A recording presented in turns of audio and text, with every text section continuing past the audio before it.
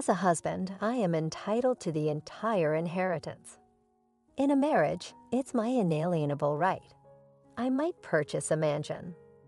The mother-in-law and husband have a severe financial obsession. They even attempt to take credit for my father's wealth, so it's not just me. Why should I give these folks the fortune my father amassed? I'll never be able to forgive them or give in to their demands. My name is Mia. I'm a 44-year-old in my 20th year of marriage. I juggle housework and my job, living a busy life. My husband, John, 2 years my senior at 46, works at a supermarket near the station. We met when I was a university student and working part-time at the supermarket where he worked. We started dating somewhat casually and got married when I was 24. We live with our son, Bill, who just started university this spring. I have a fulfilling job that keeps me busy, but there's one thing that troubles me. It's my husband's reckless spending. It's our right to spend our earned money however we want, but he's relentless in asking for more when it runs out. It's worse when all three of us are together. Mia, I ran out of pocket money for this month, so put about $200 in my wallet. He demands additional pocket money every month. Again, it shouldn't be that little. What are you spending it all on? Shut up. A man has various social obligations. My husband raises his voice immediately if I show the slightest resistance. It's all because you insisted on sending Bill to college in the first place. That's right, Mia.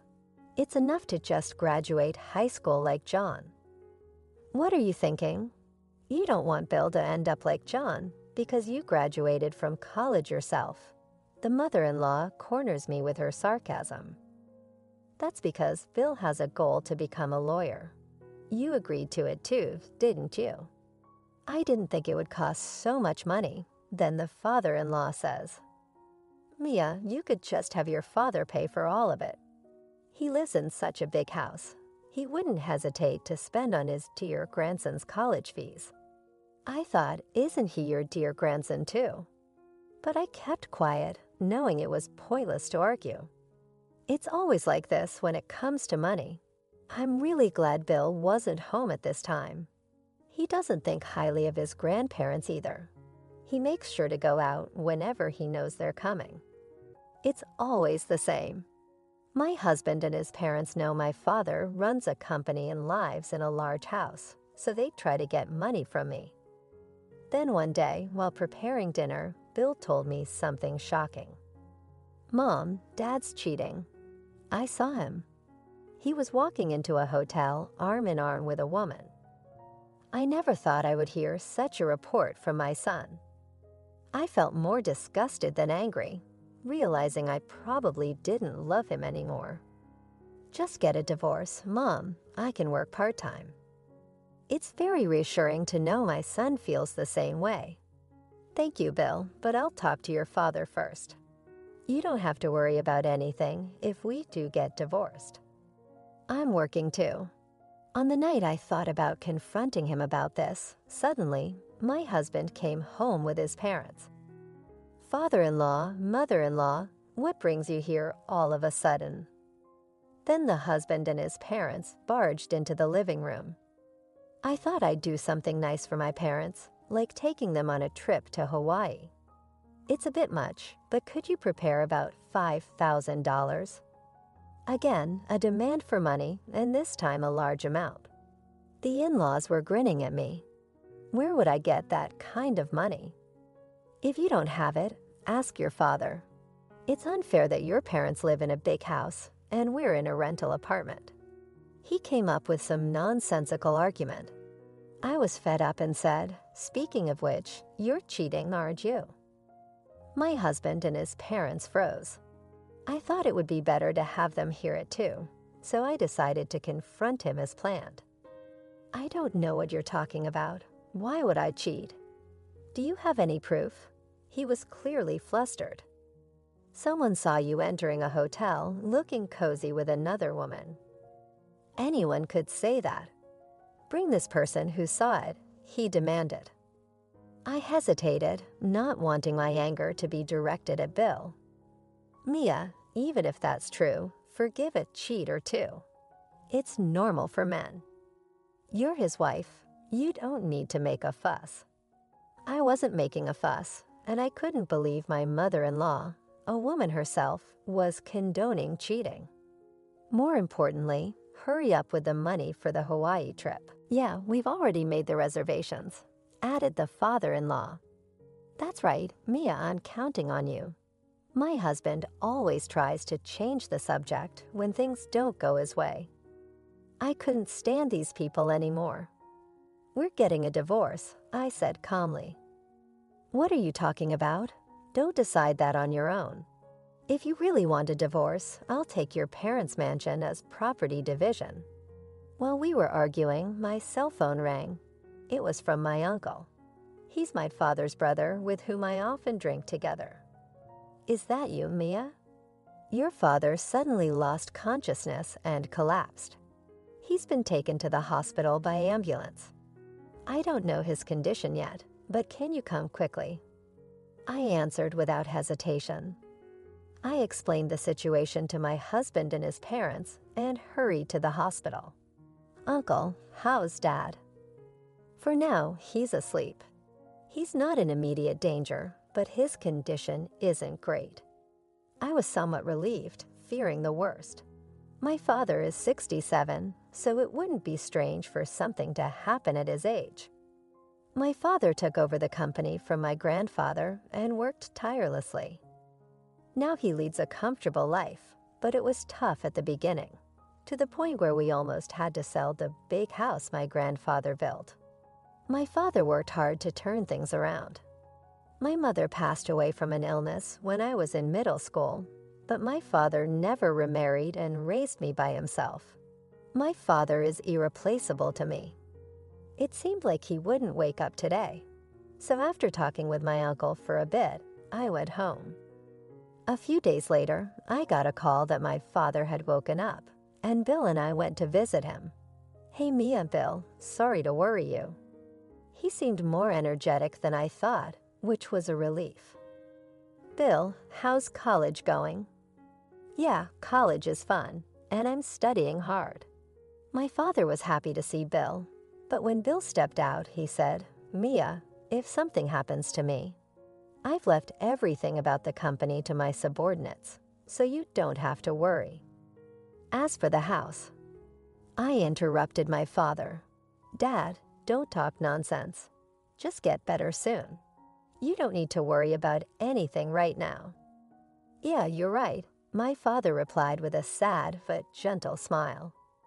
Afterward, the doctor called me, and it seemed my father's condition was quite serious. Years of overwork had taken their toll. On the way back, I couldn't stop crying. A few days later, my father passed away. That night, I cried until my eyelids swelled. During that time, Bill was my only support, staying by my side the whole time. However, as an only child, there were things I had to do. I started preparing for the funeral, trying to switch gears. The funeral was held at my family home, and many people came to offer condolences. I was reminded of how great my father was. I was too busy with arrangements to grieve. Bill helped as much as he could, even though he didn't understand everything. But my husband just played with his phone, doing nothing. With the help of relatives and my father's colleagues, we managed to get through the funeral. As we were cleaning up, my in-laws hurried over. Father-in-law, mother-in-law, thank you for today, I greeted them. My mother-in-law said, Mia, that's not important. What a splendid house. As always, she seemed impressed by the size of my family home. I was speechless due to our vastly different emotions. Mia, is it true this house would sell for $3 million? Another insensitive question from my father-in-law. I evaded the question. I don't know, it's not my house. Then my mother-in-law quickly added, you don't have any siblings, right, Maya? Yes, what about it? I answered sternly. Oh, nothing, just checking. After that, they left, satisfied with my husband. After all the memorial services were over, I finally had a moment to breathe. While I was putting away the funeral clothes at home, my husband said, "My parents are coming over now." What? Why are they coming? I was depressed, thinking it was about money again. Why are they coming? They're my parents. We'll talk about it when they get here, so wait a little longer. A few minutes later, my in-laws arrived, grinning. They sat on the sofa. Then my husband said, "Hey, Mia, when are we moving? If it's just the three of us in such a big house, it's a waste. My parents will live with us after we move." What are you talking about all of a sudden? We're getting divorced. I was busy with my father's affairs, but my intention to divorce hadn't changed. Oh, come on. That topic again. I was wrong before, got a bit angry, but I'm not cheating, and I don't want a divorce. Don't joke around. I raised my voice. Now, you two, spouses share everything, so it's not good to monopolize. My father-in-law smirked and said something nonsensical. A wife should listen to her husband. You're planning to keep all the inheritance for yourself. I'll take it all. It's my right as a husband. If you don't like living together, Mia, you can just give us the inheritance. Maybe we'll buy a mansion. My husband and his parents seemed to think all the inheritance was theirs. What a ridiculous family. My patience had long been exceeded by the audacity of these people, thinking they could inherit the house filled with precious memories of my father and the wealth he had worked so hard to accumulate. I want a room that's spacious and gets plenty of sunlight. I'd prefer a room close to the toilet.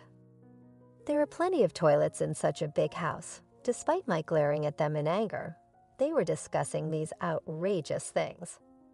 I vowed never to let them have their way. A few days later, I got a call from my uncle. "It's been tough, Mia."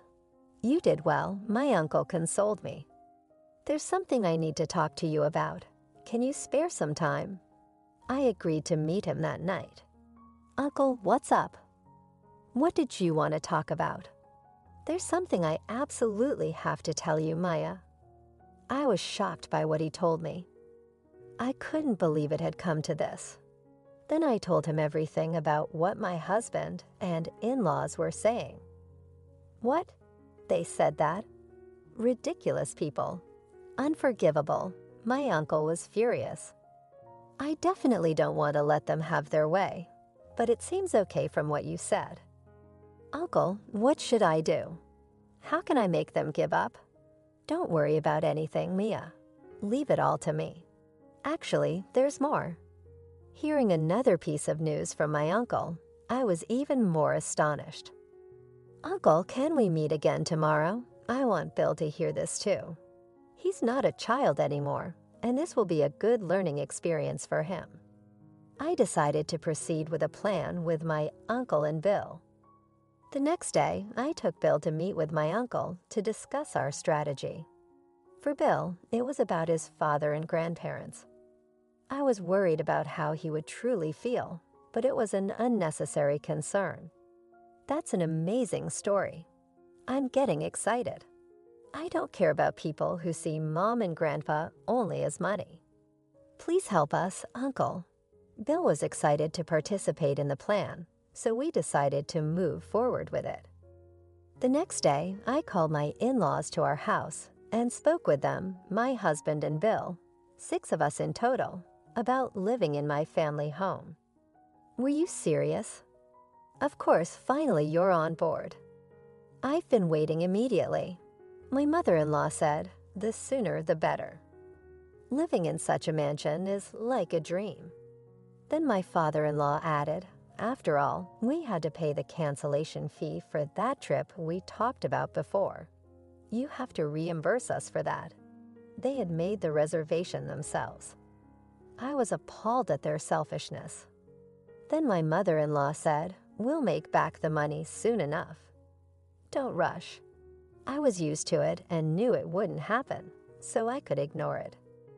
But Bill, unaccustomed to their blatant money grabbing, seemed to be trembling with anger. I patted Bill's shoulder to calm him down. Okay, let's do it. There's a lot to prepare for the movie. So mother-in-law and father-in-law, please let us know when you've decided on the moving date. John, you move on the same day. Bill and I will go ahead to get the house ready. I get why you're going, but why, Bill? G's question was unusually sharp. Can you prepare meals and do laundry? Bill is still a student. You can manage just for yourself, right? Yeah, I guess. I managed to deflect with a plausible reason. However, John said, you can do the tidying in the daytime. Why move ahead? You're not planning to take the best rooms for yourselves, are you? You know that house best. He was resisting over trivial matters. It's fine. That mansion has over 10 rooms, right, Maya? Mother-in-law was in a good mood the entire time, thinking they could live in the mansion, unknowingly pushing the conversation in a direction that worked in my favor. I can't do any tidying up during the day because of work. We'll do it slowly at night and on days off. Don't worry, you can choose your room first. Really? All right, then that's settled. I managed to deflect the situation in my mind. I thought, just wait and see. I'll bring you down to the bottom soon. A month later, the moving day was set, and I received a message from my husband. The day of the final showdown was decided, and I was excited. On that day, my husband and in-laws arrived at my family home with a moving truck. Bill and I were waiting in front of the entrance. As my husband got out of the car, he said, "Hey, kept you waiting, huh? Huh, so this is my house from today. I've really made it."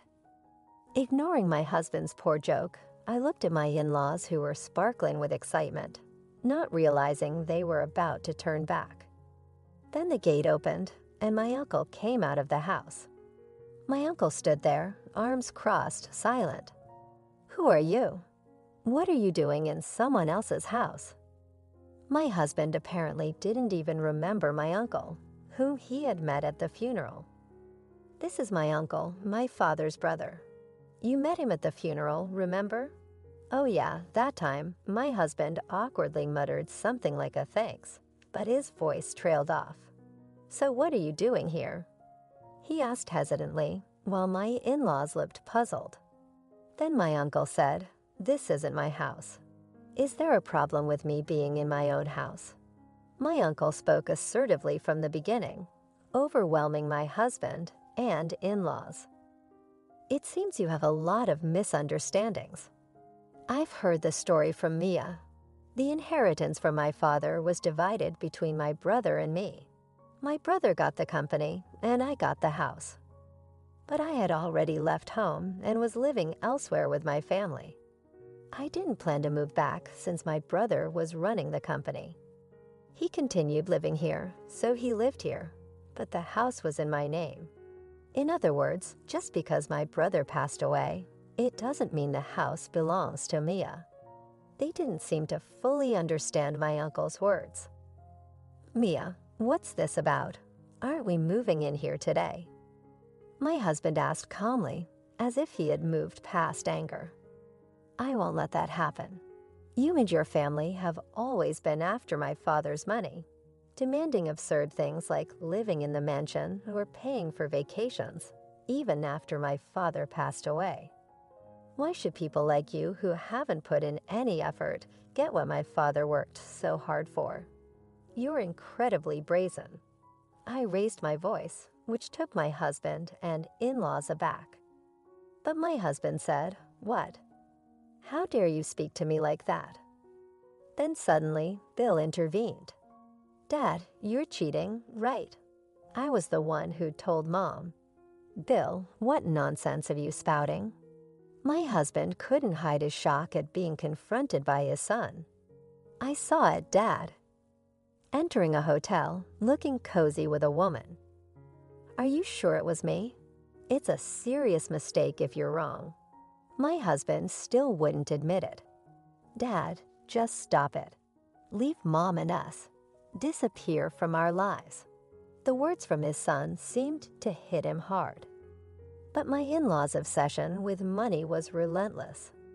We don't know what the truth is, but if you want a divorce, go ahead.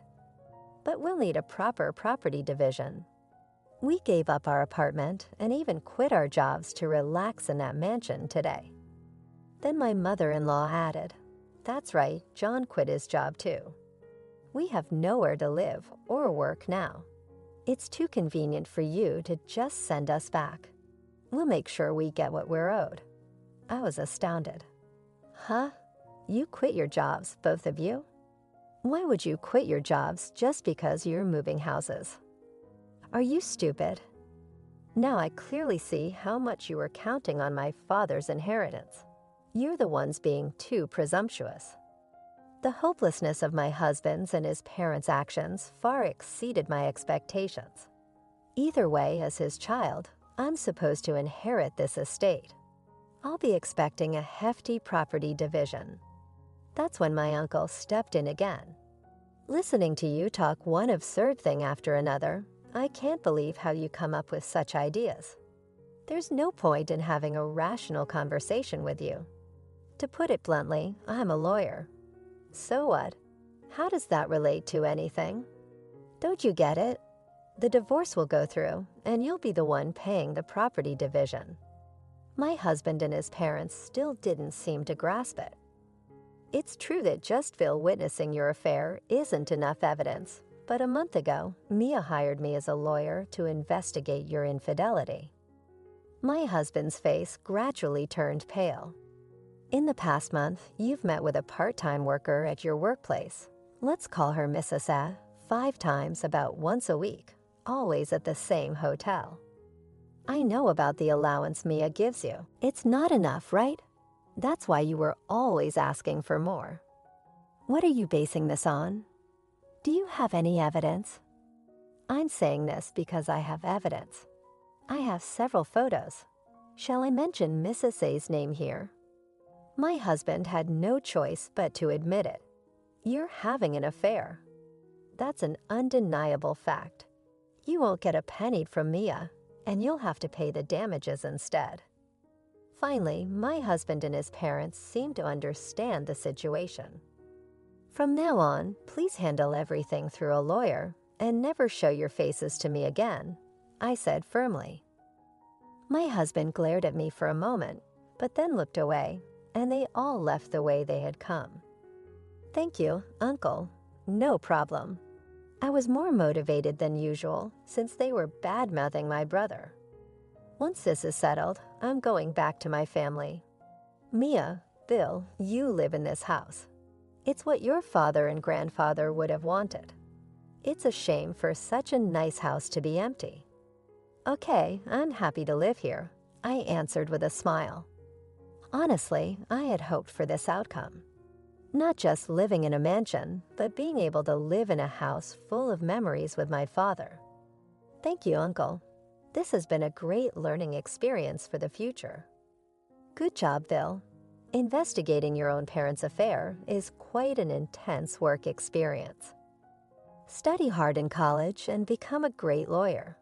After that, my uncle successfully finalized the divorce. Bill and I began living in the house my father had lived in. It was too big for just the two of us, but I was very happy to be surrounded by memories. Bill seemed to have learned a lot from my uncle and was more committed than ever to his studies to become a lawyer. My husband and his parents ended up living in an old apartment. He struggled to find a new job due to his age and called me once. I need to borrow some money. His tone was different from before, not entitled but pleading. We're estranged. We're strangers now. I don't lend money to strangers. Don't contact me ever again. I hung up the phone without waiting for a response. Since then, there's been no contact from my ex-husband. My uncle told me they were getting by with part-time and day jobs. Apparently, his affair partner left him too because he was no longer financially stable. It turned out they never planned to go on the body trip and had borrowed money from somewhere unknown to me. They were planning to use the money to pay back their debts. I don't know who came up with such a scheme. It's irrelevant now, but I'm glad I cut ties with them.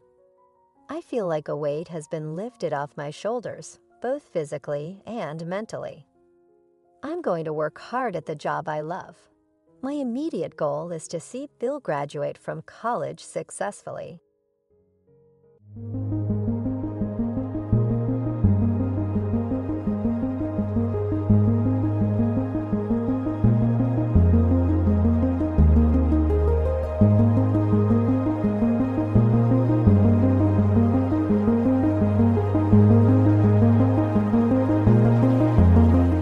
All right, everyone's presentations are done. Nick, the manager, said as he tried to move the discussion forward. Excuse me, I haven't. I recently found out something. Nick interrupted me and began to speak. There's apparently someone in this department who didn't graduate high school and is just a part-timer. Meetings should be for employees only. Absolutely right. His lackey, Mike, of course, agreed with Nick. I'm leaving.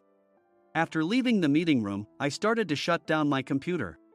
I noticed that an email had arrived, not in my personal inbox, but in the company's shared email. Thinking, there's no point in speaking up, no one will listen, I went home quietly. The next day, I heard a commotion from Nick's desk. He was staring at his computer screen, his face pale. Nick! Is something wrong? Mike looked at the screen with him. And he turned even paler than Nick. Why is he so angry? Knowing the reason for Mike's distress, I thought to myself, serves them right. My name is Adam. My mother passed away when I was in the 9th grade, and I was raised by my father. Well, you could hardly call it being raised. After my mother passed, my father changed. He drowned his sorrows in alcohol, and though he still went to work, he squandered our living expenses on horse racing. Because of that, I had to start working part-time as soon as I entered high school. Every month, I went to the convenience store with bills in hand that couldn't be auto-deducted from my father's account. Even though I endured it because I didn't want to be alone, I reached my limit in my second year of high school and dropped out. I found a live-in job at a distant inn. Thank you for everything. The day I left home, my father, still staring at the TV, spoke. Take care. That was our last conversation. Back then, 18 wasn't the age of majority, so I needed my father's permission to work, and I couldn't hide my place of employment. Yet, my father never visited me even once. I kept working just to survive, and before I knew it, I was 42. Years of hard work paid off, and I was transferred to the headquarters. I was thrilled to be recognized by the company, as I thought I'd be working in the field until retirement due to my lack of formal education. Listen up. Our work can change the future of our employees. Don't drag us down. On my first day after the transfer, Nick, dressed in an expensive suit, spoke sternly. There was a reason for this. Our inn was located in a prominent tourist destination, known so well that everyone in the state could sing its commercial jingle. At its peak, we had 5 locations within the state. But that was long ago. Due to financial difficulties and aging facilities, only the place where I had worked for many years and the original establishment remained. I was prepared to lose my job anytime, but now there was a glimmer of hope. With the rise of social media, the tourist area where the inn was located started gaining attention again. Depending on how hard the sales department, where I was transferred, worked, we could either thrive or be forced to give up this prime location to the new hotel chains continuously popping up. For Nick, who had switched careers from another industry to strengthen our sales, this was a battle he couldn't afford to lose. I understood why he had to be strict. I will do my best. Nick sneered at my enthusiastic declaration. Did you not hear what I said? I'm sorry. I thought I was listening carefully. Out of habit from years of customer service, I apologized reflexively, though I had no idea what had offended him.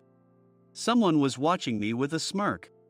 In this department, there are those who are expected to excel and those who have been shoved here because they have nowhere else to go.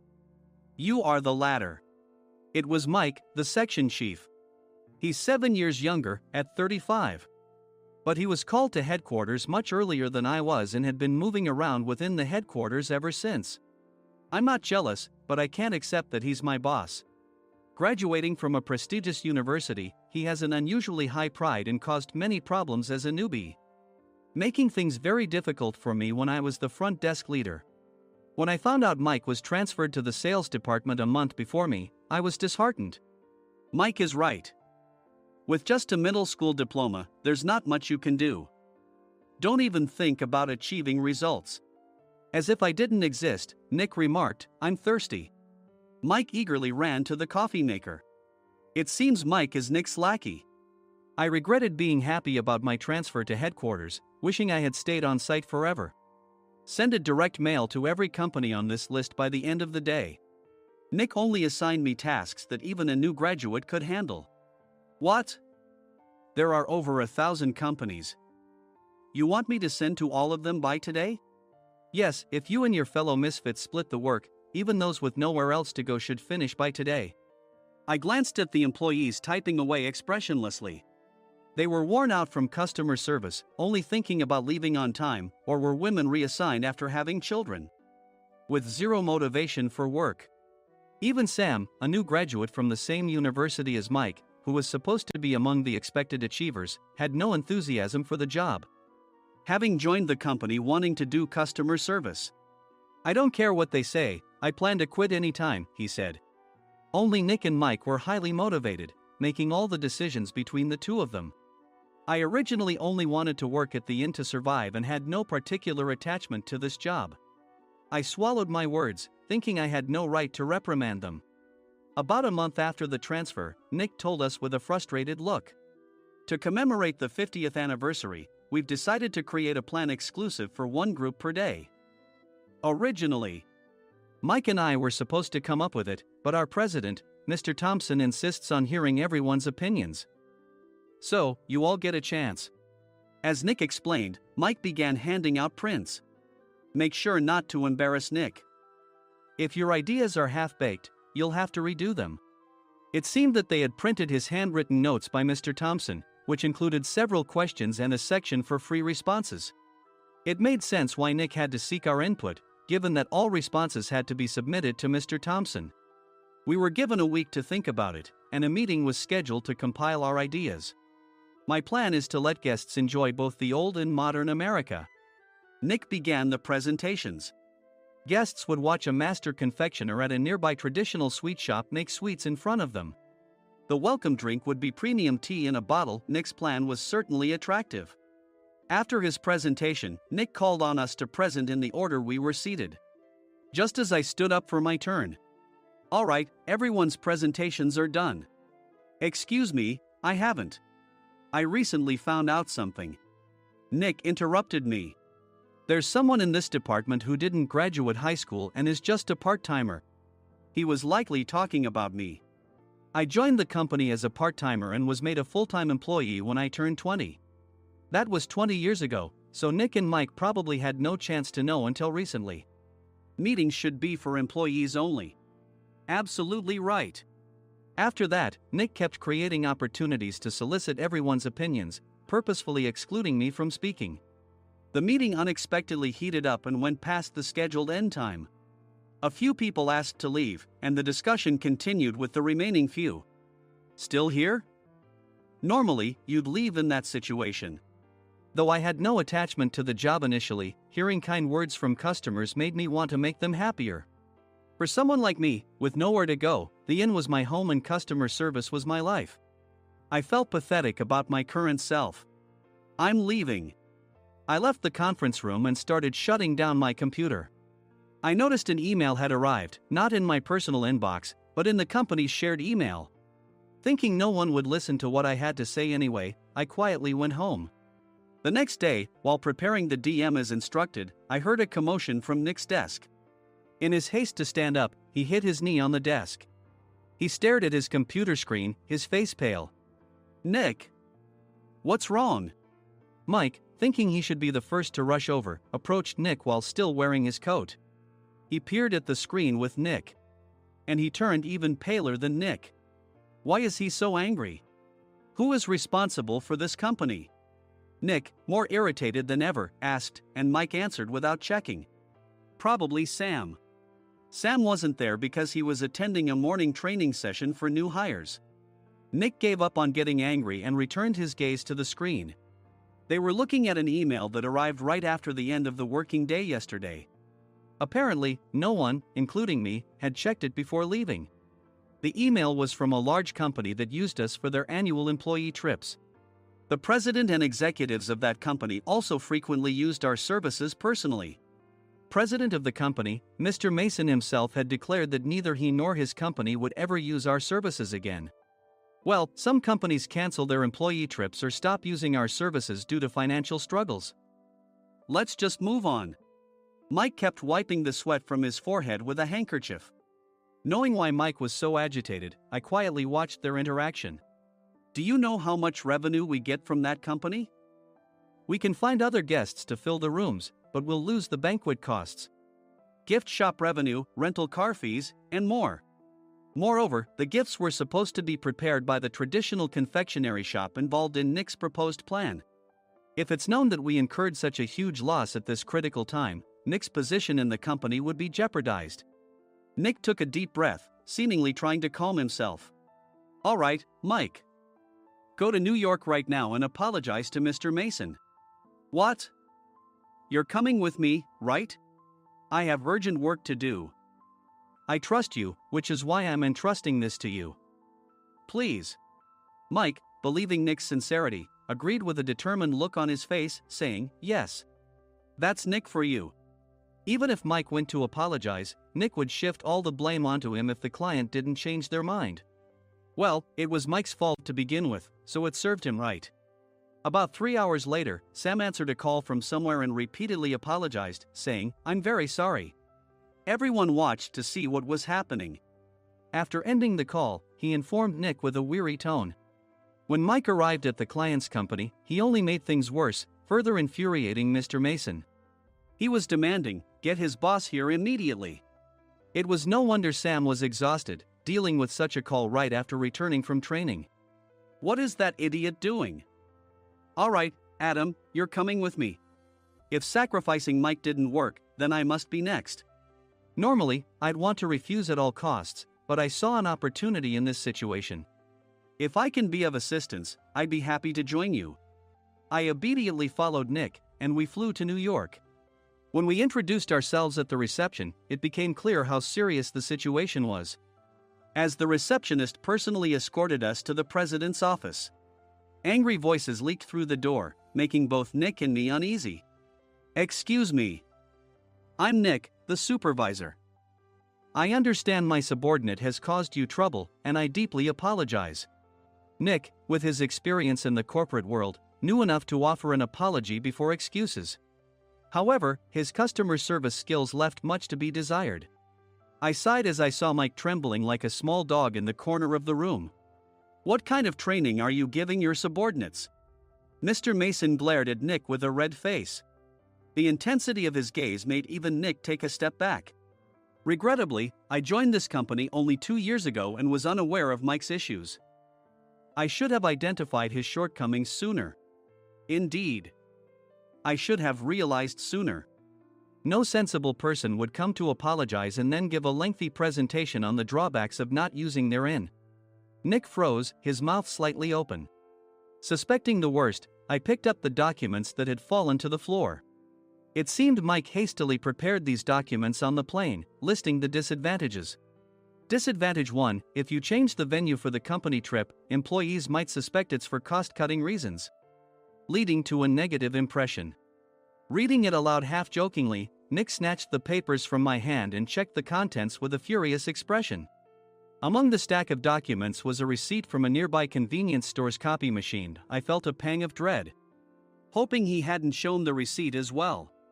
What do you think he said when I asked what kind of nerve he had to do this? I'm very sorry. Faced with the dire situation, Nick must have thought there was nothing left to do but apologize. In a voice smaller than I'd ever heard from him, he uttered words of apology. He said, I'm a Harvard graduate. I don't believe I said anything wrong. Mike. What have you done? Forgetting his plan to pin the blame on Mike, Nick yelled loudly, even in front of Mr. Mason. "I didn't do anything wrong." "You're still saying that? Look at him." Mike pointed at me with a shaking hand.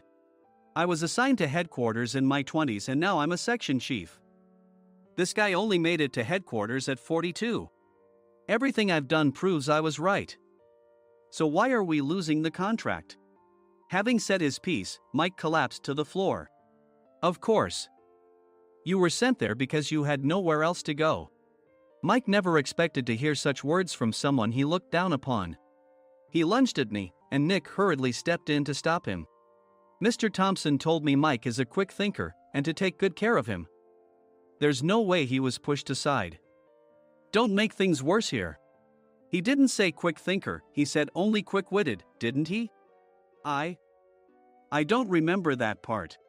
I recalled the many troubles Mike caused when he was a newbie. When Mike was on the front line, his pride was so high that he never apologized to customers. Customer service, especially in our job, doesn't work alone. It brings both good and bad situations. If the front staff or housekeepers made mistakes, or the cleaning company didn't properly clean a room, one had to apologize to the customers regardless of personal fault. Mike, in such situations, would never apologize, insisting he wasn't at fault. This often angered customers, and as the front desk leader, I frequently had to apologize on his behalf. He caused complaints and disrupted operations, which is why he was quickly moved to headquarters.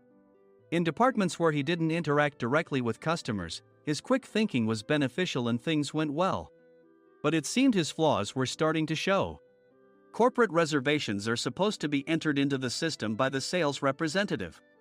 But a quick check yesterday revealed that more than 10 items were missing from the client's reservation. The handover document clearly stated what needed to be prepared. Why didn't you enter it into the system? Why do we have to give them special treatment? Filling rooms near the banquet hall, setting up all the food in advance. Specifying the brand of wine, they're too demanding. No wonder he always angered customers, I thought, feeling a headache coming on. Grouping them in rooms near the banquet hall is for our benefit too. It makes it easier for the staff to set up beds and serve breakfast since everyone's schedule is synchronized. As for the other requests, Mr. Mason suggested them to lighten our load. I didn't know that. Nick finally seemed to realize that Mike was the one who had angered the client. What did you say to them? I just told them we wouldn't give them special treatment anymore. We shouldn't waste effort on things that don't bring in money. I was utterly exasperated at his lack of understanding of customer service. Of course, we shouldn't comply with unreasonable demands. But carrying over successful practices from past stays makes customers feel remembered and enhances their experience. Good memories encourage repeat visits. That's part of our job. I looked down at Mike, who was sitting on the floor. In our job, nothing is a waste. Mr. Thompson likely moved you to the sales department, hoping you'd finally understand this. How do you think he feels now that you've failed to meet his expectations? Mike, tears in his eyes, fled the president's office. I was amazed he still hadn't apologized. You have it tough, Adam. It's okay, we're all employees of the same company. I deeply apologize for this disrespectful incident. Especially after all the care you've shown us. If it weren't for you, Adam, I really would have stopped staying here. When I heard you were moving to the sales department, I was willing to reconsider if you handled it. Seeing us talk so amicably, Nick's face contorted. Do you two know each other? Adam's service is excellent. I always requested him specifically. Normally, we don't accept specific staff requests, but we made an exception for Mr. Mason, adjusting my shifts accordingly. He had personally stayed at our hotel just before my transfer, and during casual conversation, I mentioned, I'm moving to the sales department soon. If I hadn't told him then, things could have been much worse. Please continue to take care of us. I look forward to it. On the return flight, Nick awkwardly offered me a can of beer. It's still working hours. Of course, I had no intention of forgiving him for a single beer. Nick might try to pin everything on Mike and avoid any consequences. While pondering this, a startling fact came to light. Nick, the tea bottles for the plan have arrived. I handed Nick a bottle labeled with our inn's name. They look good. What are you talking about? These are plastic bottles. I had assumed we would use the trendy, high-end bottling tea. But what arrived were ordinary plastic bottles of tea with customized labels. The only unique aspect was the label, which had the inn's name, making it look customized. Upon further investigation, I discovered that a substantial amount of money was set to be paid to the tea company. It was priced like bottling tea. Does this plastic bottle really cost $100 each? The tea inside is specially blended for us. The extra cost is for that. Wouldn't it be better to use another tea company?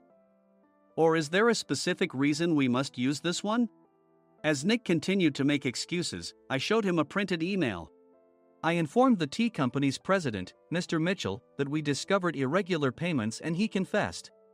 He said you two were high school classmates and planned to split the extra money. That idiot. Why did he confess? That's not important. You should worry about yourself, this could turn into a police matter. Opening the bottle cap, I suggested. How about calming down with this tea?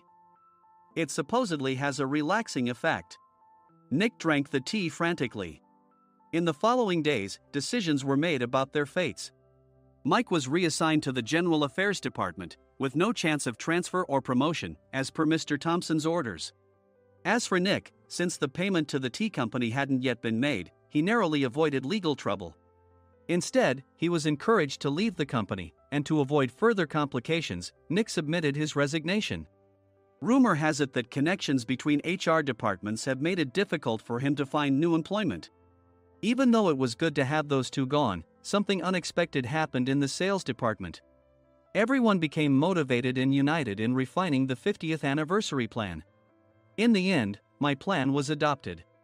We collaborated with the Tourist Information Center to provide personalized guides.